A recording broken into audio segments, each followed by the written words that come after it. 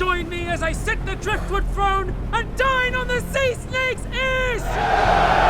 Welcome to watchmojoUK, and today we're discussing the most fascinating hidden details littered throughout the episode Sea and Salt, Fire and Blood. Take us back to the Gullet. We must rejoin the fight. New title sequence and song.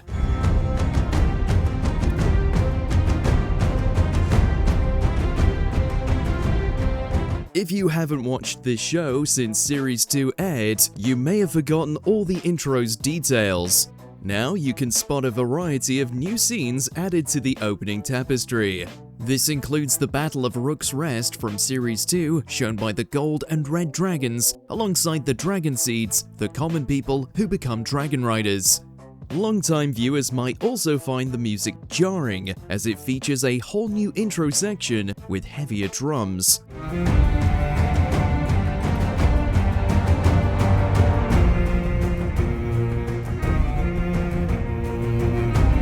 We've been hearing this track for 15 years now, so for longtime fans, it's quite a refreshing change.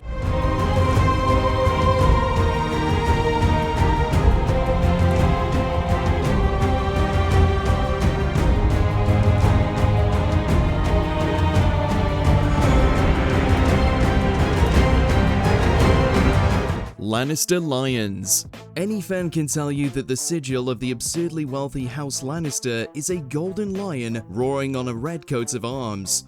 This is likely inspired by the real English coat of arms, 3 golden lions on a red background.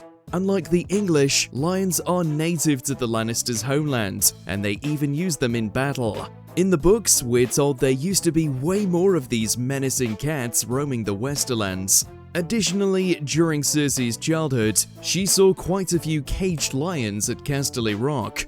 In House of the Dragon, we learn that they actually used them in war, akin to how the Starks may use direwolves.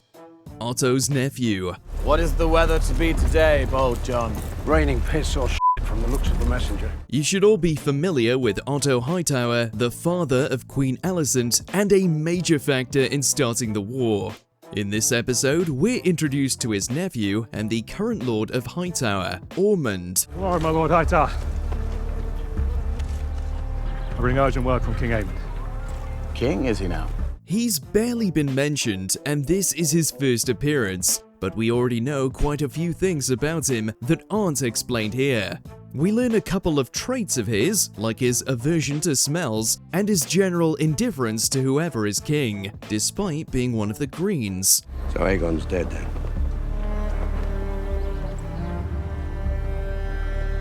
One king is as good as another. As House Head, he's one of the most powerful people in the realm, being sort of a Tywin Lannister equivalent. Mayhaps the weather will hold.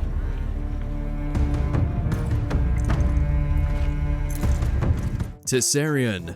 Right before we meet Ormund, we get a brief glimpse of a dragon we have hardly seen before. She's unique for her beautiful blue scales, earning her the nickname the Blue Queen, but she's originally called Tessarion. She's only about a decade old when we meet her, making her the Green's youngest dragon.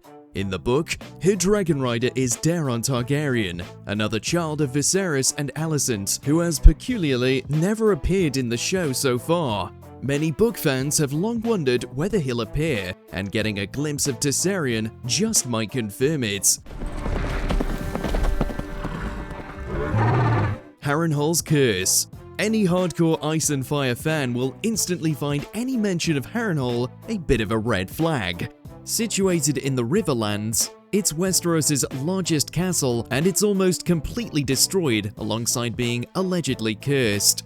In this episode, Alicent decides to send her son Aemond all the way off to Harrenhal. He has just one dragon, and killing him would be a vicious blow to Rhaena.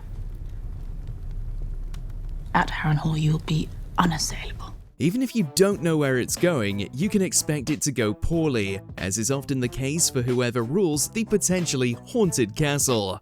Right after their discussion, we get an unsettling kiss between Aemond and Alicent, implying the curse kicked in before he even left King's Landing. I shall host a feast there, in your honor. The Triarchy. It's the Triarchy. Bring my armor. You're probably already familiar with the Triarchy, the pivotal force opposing the Sea Snake in the Battle of the Gullet. They're not especially fleshed out compared to other factions though. They're also called the Kingdom of the Three Daughters, and it's an alliance of the three cities, Myr, Lys, and Tyrosh, far east of Westeros. They're led by Shirako Lohar, who brings with her a formidable fleet. We will face death on this deck before we face it in the sea. You will be glad of our armor when the fighting starts. I know I will. They've joined forces with the Greens primarily to end the Sea Snake's naval dominance. The Triarchy began a little over 30 years earlier, but doesn't appear in Game of Thrones, implying they may get less relevant in the coming years.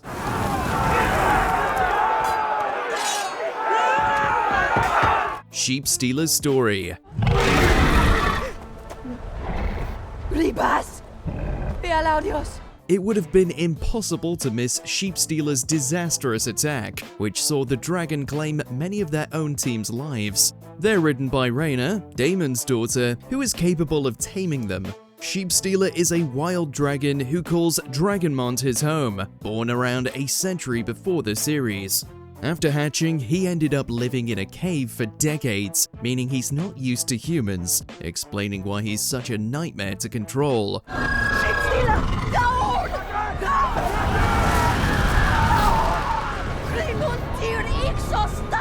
In the series, they've made the minor change of making him live in the Vale, rather than Blackwater Bay. Rhaena is Nettles.